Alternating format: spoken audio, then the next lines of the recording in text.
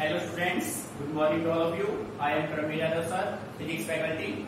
Dear students, in our today lecture we discuss about third part of kinematics. The third part is vectors. Dear student, जो vector topic है ये आप मान लीजिए kinetics में most important topic है, ठीक है। कंपटीशन में भी इस टॉपिक से न्यूमेरिकल डेफिनेटली पूछे जाते हैं। जिन स्टूडेंट्स ने मैथ्स ले रखा है बेटे, जैसे आप 12th में जाएंगे तो 12th में मैथमेटिक्स में आपके पास वेक्टर्स का एक स्पेशल चैप्टर बनेगा, ठीक है। तो बेसिक चीजों को आप यहाँ पे अच्छे से समझ लेंगे और आपको मैथ में भी 12th में भी आपका जो वेक्टर टॉपिक है ये आपको काफी हेल्प करेगा, ठीक है। सो डियर स्टूडेंट, वेक्टर के बेसिक अच्छे से समझते हैं, थ्योरेटिकल न्यूमेरिकल दोनों टाइप्स हम इसको अच्छे से समझेंगे, ठीक है। इसमें कंसेप्ट को अच्छे से, प्रॉपर्टी को अच्छे से आपको समझना है चीजों को। न्यूमेरिकल पोर्शन है, बिल्कुल इजी पोर्शन है, ठीक है। और वेक्टर का बेटे जब तक आप फिजिक्स के टच में रहेंगे वेक्टर्स का यूज आप लेते रहेंगे फिजिक्स में, ठीक है। सो स्टार्ट करते हैं अपने टॉपिक ऑफ वेक्टर्स को। तो डियर स्टूडेंट, वेक्टर में हम फर्स्ट टॉपिक अपना सोल्व करते हैं स्केलर्स एंड वेक्टर्स। बेटे nth में अभी तक आपने स्टडी किया है वो सभी क्वांटिटी स्केलर होते हैं जिनमें ओनली मैग्नीट्यूड होता है, वो सभी क्वांटिटी वेक्टर होते हैं जिसमें मैग्नीट्यूड के साथ साथ क्या हो, डायरेक्शन हो, ठीक है। पर फिर आपने एक एग्जांपल उठाया था इलेक्ट्रिक करंट का। आपने देखा इलेक्ट्रिक करंट डायरेक्शन होने के बाद भी कैसा क्वांटिटी था, स्केलर। तो ये भाई कैसे हुआ, इलेक्ट्रिक करंट डायरेक्शन होने के बाद भी स्केलर क्वांटिटी क्यों काउंट हमने किया। तो अब हम उन चीजों को अच्छे से समझते हैं, ठीक है। तो बेटे सबसे पहला जो टॉपिक अपना होगा वो होगा difference between scalar and vector, clear. तो बेटे ध्यान से समझना, इंपॉर्टेंट कंसेप्ट है, ठीक है। तो बेटे यहाँ पे लेफ्ट साइड में आप रख लीजिए स्केलर्स और राइट में आप रख लेंगे वेक्टर्स, ठीक है। Scalar, scalar quantity,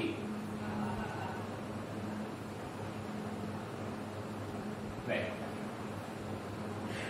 quantity. बेटे स्केलर कौन कौन से क्वांटिटी होंगे, कौन से फिजिकल क्वांटिटी स्केलर होंगे, कौन से वेक्टर्स होंगे। तो सबसे पहले हम बात करते हैं डेफिनेशन की। फर्स्ट पॉइंट आपका होगा those physical quantity which has only magnitude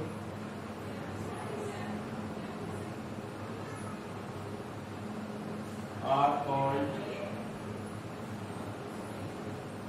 scalar। देखो बेटे, जिन क्वांटिटी में ओनली मैग्नीट्यूड होगा वो क्वांटिटी आपके कैसे होंगे, स्केलर, ठीक है। और वेक्टर की बात करते हैं, फर्स्ट पॉइंट इसमें those physical quantity which have got magnitude and direction are called vectors। समझ में आया, जिन फिजिकल क्वांटिटी में मैग्नीट्यूड के साथ साथ डायरेक्शन भी है वो कैसे क्वांटिटी होंगे, वेक्टर। तो बेटे ये तो अभी आप 9 से पढ़ते आ रहे हैं इस डेफिनेशन के बारे में, पर इस डेफिनेशन से आप इलेक्ट्रिक करंट के कंसेप्ट को यूज करते हैं तो वो अपना रॉन्ग होता है। अब देखो एग्जांपल ले लेते हैं भाई, फॉर एग्जांपल आप कह सकते हैं distance, electric current,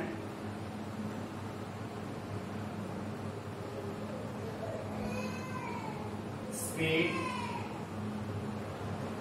work, energy. बेटे इन सभी किसके एग्जांपल हैं, स्केलर क्वांटिटी के।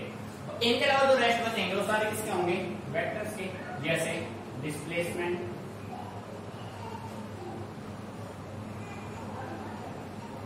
वेलोसिटी, मोमेंटम,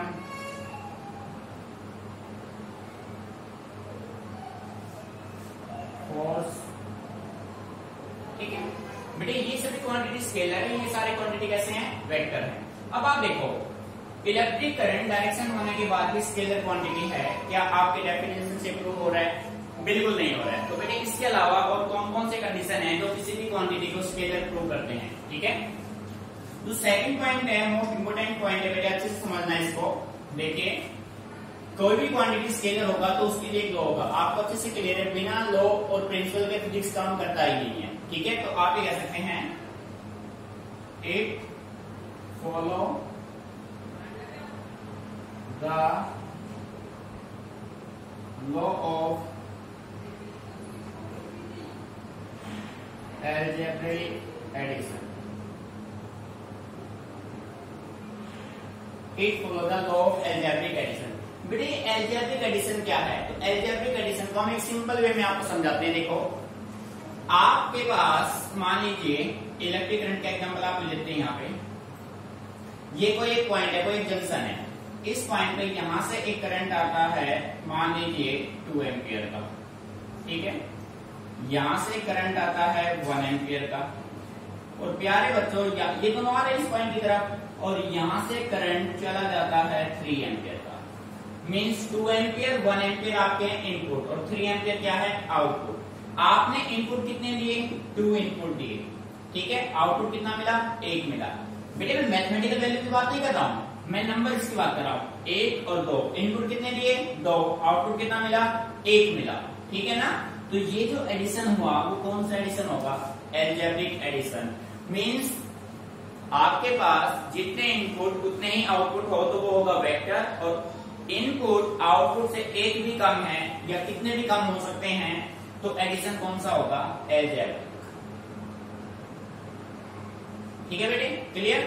ऐसे यहां पे देखो, it follow the law of vector addition. बेटे वेक्टर एडिशन का लॉ क्या है वो देखो, आप देखिए। मान लीजिए आपके पास कोई पॉइंट ये है, यहाँ पे चार्ज है Q1, यहाँ पे चार्ज है Q2, यहाँ पे चार्ज है Q3, Q4, Q5, मैंने चार्जेस रखे हुए यहाँ पे पास। ठीक है भाई, अब Q1 का इफेक्ट आपने देखा इस पॉइंट पे, तो इसकी वजह से फोर्स आया F1, Q2 की वजह से आया F2, Q3 की वजह से आया F3। तो प्यारे बच्चों, इनपुट कितने हैं? 3, आउटपुट कितने हैं? 3। जितने इनपुट उतने ही आउटपुट, तो एडिशन कौन सा होगा? Vector addition. मीनिंग समझ में आ रहा है? क्लियर? तो बेटे इलेक्ट्रिक करंट स्केलर क्वांटिटी है, क्यों है? क्योंकि electric current law of algebraic addition को फॉलो करता है, ना कि लॉ ऑफ वेक्टर एडिशन को। मीनिंग क्लियर हुआ? इलेक्ट्रिक करंट का डायरेक्शन होने के बाद भी वो कैसा क्वांटिटी है? Scalar, because it follow the law of algebraic addition and does not follow the law of vector addition. Clear? जितने इनपुट सेम आउटपुट, एडिशन होगा वेक्टर।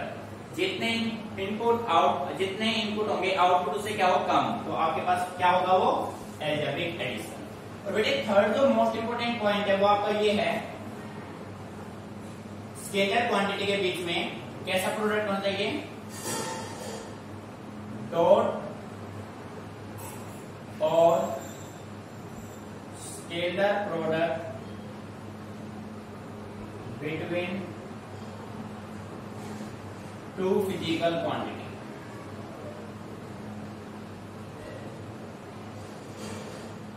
देखो बेटे, ये डॉट प्रोडक्ट या स्केलर प्रोडक्ट होता क्या है? देखो, जैसे आपने लिखा work is equal to force dot dx, ये लगा दिया आपने, डायरेक्शन लगा दिए।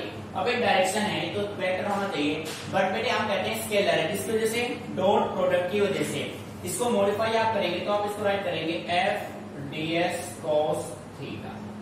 ठीक है, तो बेटे डॉट प्रोडक्ट की वजह से कैसा क्वांटिटी है? स्केलर। अब देखो, इसमें आप कह सकते हैं क्रॉस और vector product between two physical quantity. देखो बेटे, अब जैसे आप इसके लिए एक एग्जांपल ले सकते हैं, भाई वर्क अपना हो गया फोर्स इनटू डिस्प्लेसमेंट। टॉर्क आप ले सकते हैं टाउ एफ क्रॉस आर, ठीक है। तो इसको मॉडिफाई करेंगे तो ये लिखा जाएगा एफ आर साइन थीटा। बेटे देखो इन दोनों में डिफरेंस है, ये है डॉट और ये है क्रॉस। जब आप डॉट के डायरेक्शन सोल्व करेंगे हमेशा आएगा कोस थीटा, जब आप क्रॉस के डायरेक्शन सोल्व करेंगे हमेशा आएगा साइन थीटा। तो बेटे ये इनमें बेसिक डिफरेंस है। जब दो फिजिकल क्वांटिटी के बीच में ये साइन हो इसको आप बोलते हैं डॉट, ये साइन हो तो क्वांटिटी होगा स्केलर, और ये साइन हो जिसको आप बोलते हैं क्रॉस तो बेटे कैसा क्वांटिटी होगा वेक्टर। मीनिंग समझ में आ गया।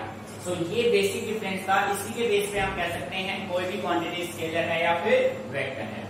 बेटे इनको नोट कर लीजिए, कोई भी प्रॉब्लम आती है then ask me. Clear?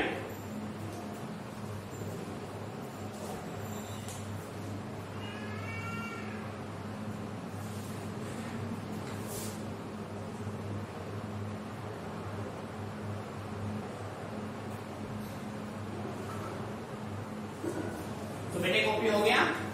Now we talk about basic of vector.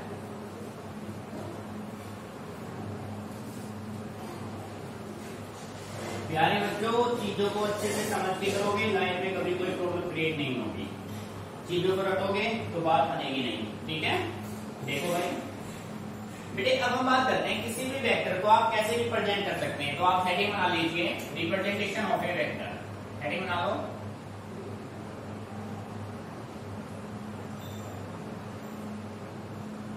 Representation of A vector. भाई किसी भी वेक्टर को कैसे आप रिप्रेजेंट करेंगे, ठीक। So we can say that a vector can be represented, a vector can be represented by putting a small arrow, by putting a small arrow on it. A vector can be represented by putting a small arrow on it. बेटे आपने जो physical quantity represent की जैसे देखो A, B, C, D, इन चारों में से A, B, C, D में से ओनली B और C, ओनली B और D, B and D are vector. बेटे ओनली देखो अगर आप किसी भी सिंबल पे एक एरो को पुट कर देंगे तो क्या रिप्रेजेंट करेगा, दिस रिप्रेजेंट वेक्टर। एबीसीडी में बी और बी ओनली बी और डी किसको रिप्रेजेंट कर रहे हैं, वेक्टर को।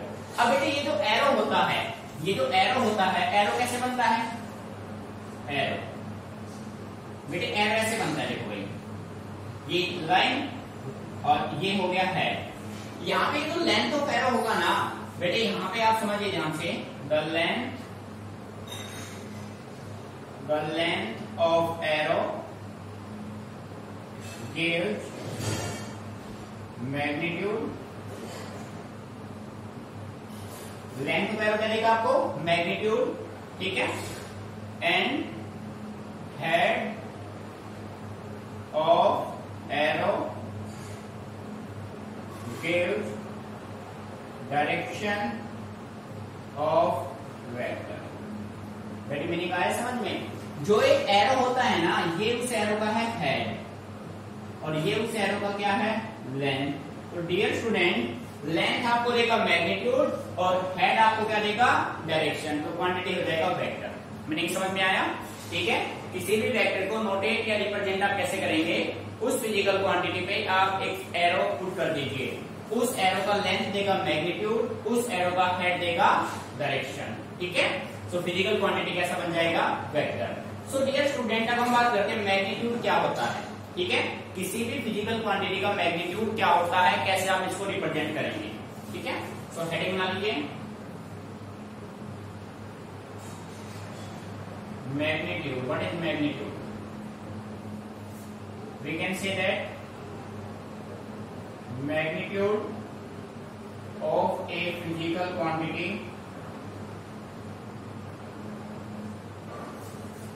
Magnitude of a physical quantity is always positive, इसकी वैल्यू हमेशा पॉजिटिव रहेगी, and is given by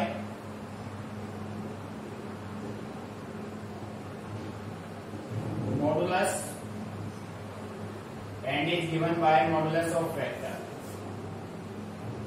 modulus of vector. तो डियर स्टूडेंट, मैग्नीट्यूड को आप कैसे रिप्रेजेंट करेंगे? देखो एग्जांपल आपने लिया, कोई फिजिकल क्वांटिटी है, एरो लगा दिया, वेक्टर बन गया, अब ये साइन लगा दिया जिसको आप मोड भी बोलते हैं। बेटे इन दो साइन को आप क्या बोलते हैं? Mode. Modulus is the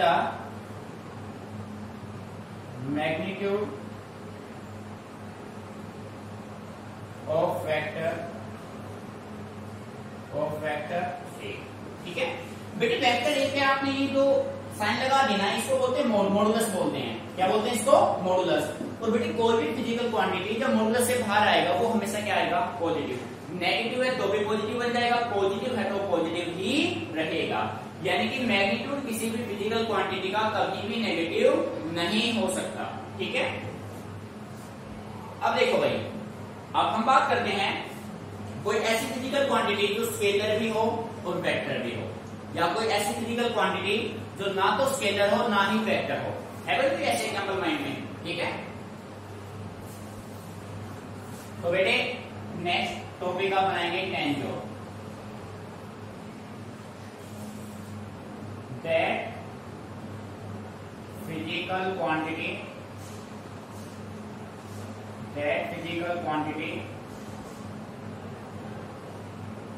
which is neither scalar nor vector is called tangent। बेटे ध्यान से समझिए, जो फिजिकल क्वांटिटी ना तो स्केलर है ना ही वेक्टर है, उस फिजिकल क्वांटिटी को हम क्या नाम देंगे? टेंजर। इंपॉर्टेंट है, एक्सेप्शन है, माइंड में परमानेंटली। बेटे एक्सेप्शन तो 100% माइंड में रखा करो। जो फिजिकल क्वांटिटी ना तो स्केलर है ना ही वेक्टर है वो क्या होगा? टेंजर। और आपसे पूछा जाएगा example, what is the example of टेंजर? तो बेटे इसका जो एग्जांपल है वो आपका है movement of inertia. Movement of inertia, ठीक है। मूवमेंट ऑफ इनर्शिया एक ऐसी फिजिकल क्वांटिटी है जो ना तो स्केलर है ना ही वेक्टर है, ना तो इसके पास मैग्नीट्यूड है ना इसके पास डायरेक्शन है। मीनिंग समझ में आ गया? क्लियर है भाई? अब बेटे एक ऐसी फिजिकल क्वांटिटी बताएंगे जो स्केलर भी है वेक्टर भी है, यानी जो दोनों है, स्केलर भी है और वेक्टर भी है। जो दोनों नहीं है वो मूवमेंट ऑफ इनर्शिया, जो दोनों है उसकी बात करते हैं। Either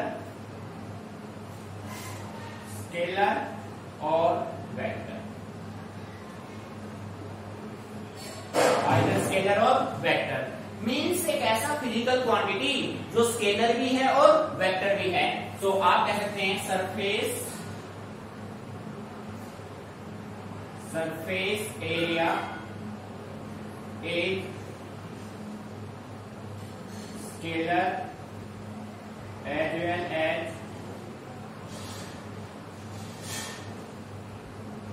vector quantity।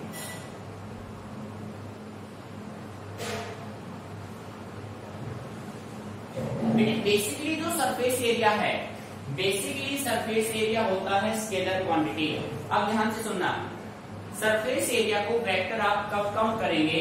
जब सरफेस एरिया, मान लीजिए आपके पास ये कोई एक सरफेस है और ये इसका हो गया एरिया, ठीक है। अब जब इसकी डायरेक्शन आउटवर्ड ली जाए, नॉर्मली आउटवर्ड, जब डायरेक्शन नॉर्मली अपवर्ड ली जाए तो वो क्वांटिटी कैसा बनेगा? In this case ds is vector quantity, vector. Surface area इस केस में क्या है? वेक्टर। और जनरली सरफेस एरिया कैसा क्वांटिटी होता है? स्केलर। मीनिंग समझ में आ रहा है? सरफेस एरिया वेक्टर कब होगा? जब उसको आप नॉर्मली आउटवर्ड ले सरफेस से, ठीक है, तब वो वेक्टर होगा। एनीवे क्या रहेगा? वो स्केलर रहेगा। ठीक है, note it down.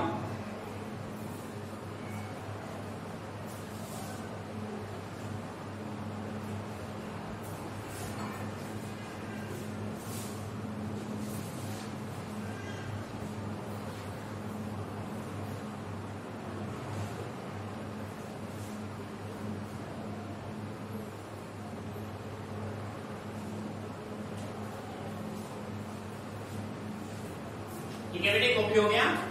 So students, ये तो either scalar either vector, neither scalar nor vector, बेटे ये एक्सेप्शन से कंपटीशन में भी पूछे जाते हैं, ठीक है, तो इनको माइंड में रखना। आपसे पूछा जाएगा 58 में जैसे आप एंट्री करेंगे। So dear student, our next topic is, अब कुछ बेसिक टर्म्स हम पढ़ते हैं बेटे। अब तो हम स्टडी करने जा रहे हैं कुछ बेसिक टर्मिनोलॉजी यूज करेंगे वेक्टर्स में, उसको आपको बस ये सारे माइंड में होने चाहिए आपको, ये नहीं कि रटना है, चीजों को समझ के चलना है बेटे। आपने हेडिंग डाल दिया पोलर वेक्टर, आपसे पूछा जाएगा what do you mean by polar vector, polar vector क्या होते हैं। तो बेटे ध्यान से सुना, those vectors which have starting point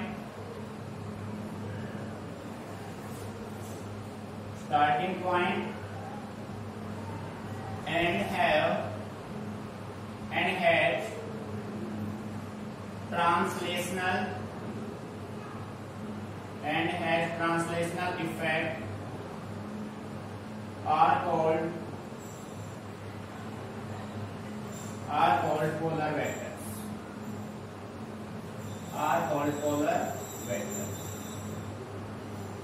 देखो बेटे कोई भी डेफिनेशन उतना इंपॉर्टेंट नहीं है जितना इंपॉर्टेंट उसका एग्जांपल है। देखो ट्रांसलेशनल इफेक्ट में किसी भी वेक्टर का स्टार्टिंग पॉइंट होना चाहिए और उसके पास ट्रांसलेशनल इफेक्ट होना चाहिए। बेटे जब आपने टाइप्स ऑफ मोशन स्टडी किए थे तो उसमें आपने देखा था मोशन के 3 टाइप बनते थे, ट्रांसलेशनल, रोटेशनल, वाइब्रेशनल। ट्रांसलेशनल में हमने कहा था जब कोई भी बॉडी एक स्ट्रेट लाइन के लोग मूव करता है then motion is said to be translational, ठीक है। तो एग्जांपल आप कह सकते हैं displacement,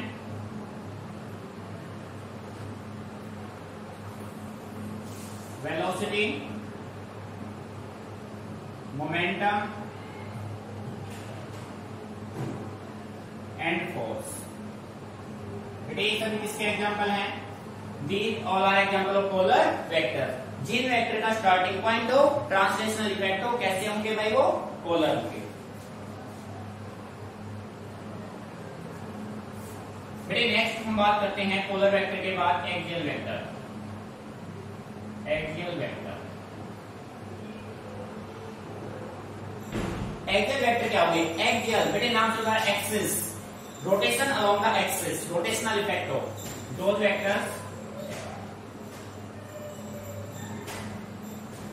Those vectors which have rotational effect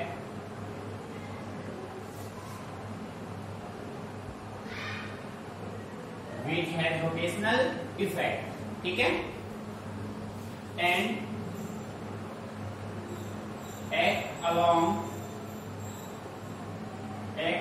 the axis of rotation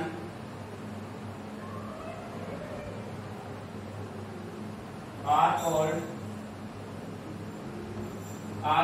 axial vector। बेटे वो वेक्टर कैसे होंगे? एक्सियल वेक्टर होंगे, ठीक है। ऐसे देखो, यहां पे देख लो,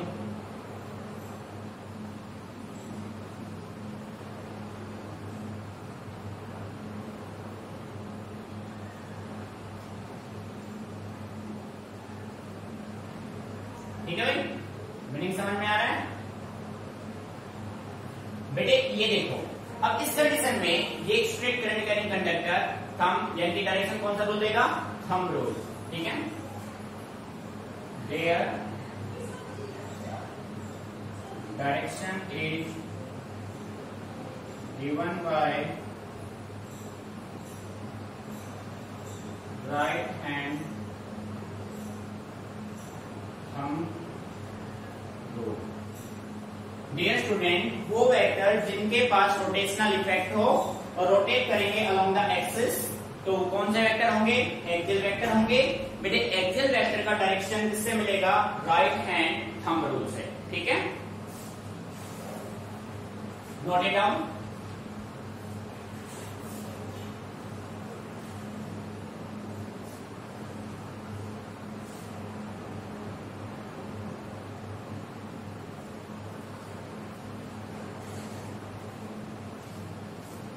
तो बेटे कॉपी हो गया होगा, रफ कर देते हैं, ठीक है।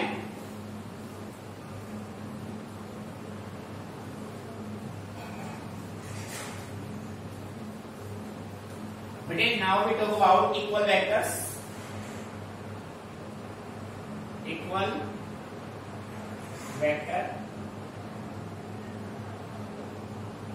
इक्वल वेक्टर क्या होंगे भाई? इक्वल, सेम, यानी कि मैग्नीट्यूड जिनका क्या हो? सेम हो, डायरेक्शन क्या हो? सेम हो. Those vectors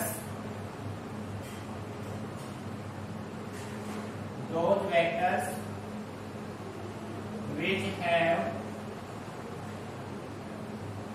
equal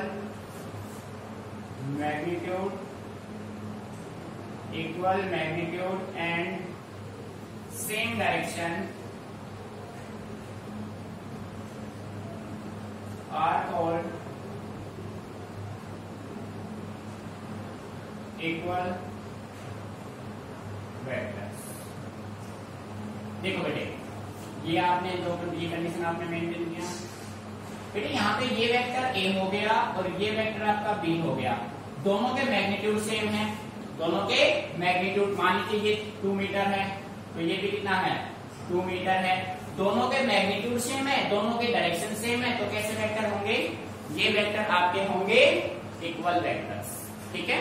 now we talk about negative vectors. Next, negative vector.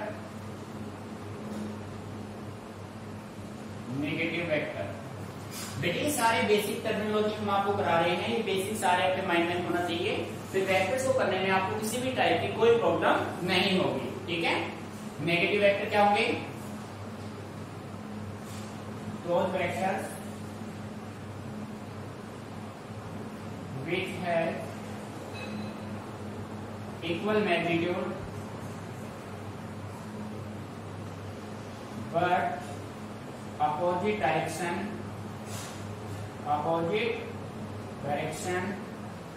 are called negative vector. बेटे ऐसे वेक्टर जिनका मैग्नीट्यूड तो सेम है बट डायरेक्शन क्या है? अपोजिट. कैसे वेक्टर होंगे वो? नेगेटिव. ऐसे आप इसको कंसीडर कर सकते हैं. Vector A, vector B. ठीक है. 2 मीटर है लेंथ, तो इसका भी 2 मीटर है, तो ये कैसे वेक्टर होंगे? नेगेटिव वेक्टर होंगे. ठीक है.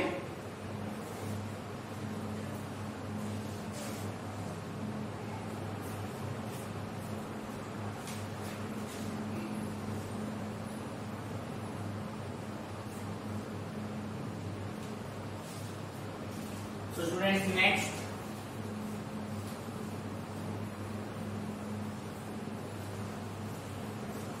बेटे नेक्स्ट हम बात करते हैं लाइक वेक्टर्स. लाइक वेक्टर बेटे, लाइक वेक्टर वो वेक्टर होंगे जिनका डायरेक्शन सेम हो, मैग्नीट्यूड चाहे कुछ भी हो. ठीक है. Those vectors which has same direction and any magnitude, कोई भी मैग्नीट्यूड हो, and any magnitude are called like vectors. जैसे कि देखो भाई, वेक्टर ए, वेक्टर बी. अब बेटे दोनों के मैग्नीट्यूड का लेंथ सेम नहीं है, मैग्नीट्यूड सेम नहीं है, तो डायरेक्शन क्या है? सेम. तो कैसे वेक्टर होंगे? Like vector. Now unlike vector.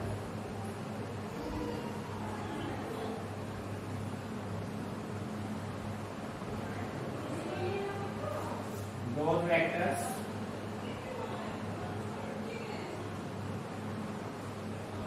which has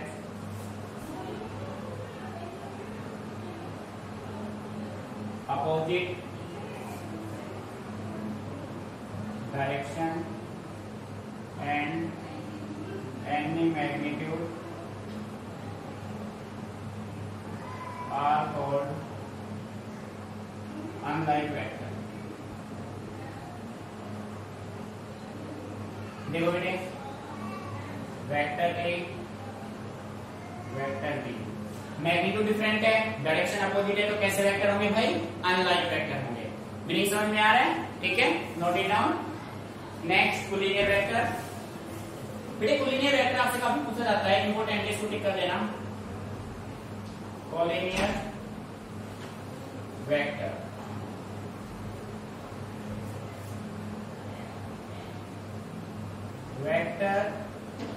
act along same line are called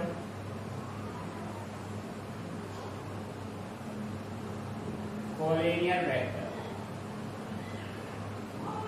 देखो बेटे, जो वेक्टर सेम लाइन में लाई करें, कैसे?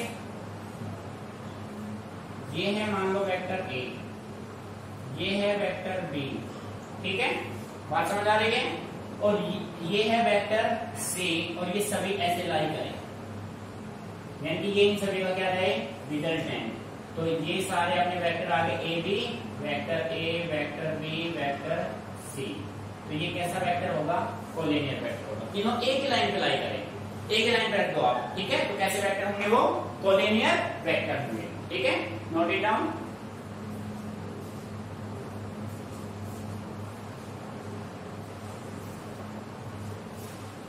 मेरे नेक्स्ट है कोप्लानर वेक्टर, ठीक है?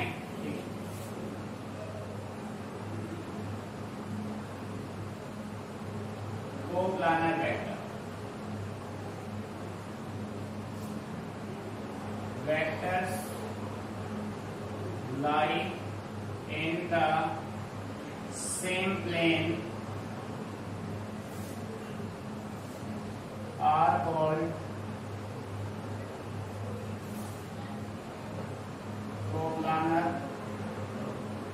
वेक्टर। मेरे एग्जाम्पल से समझो, आपके पास ये कोई एक शेप है,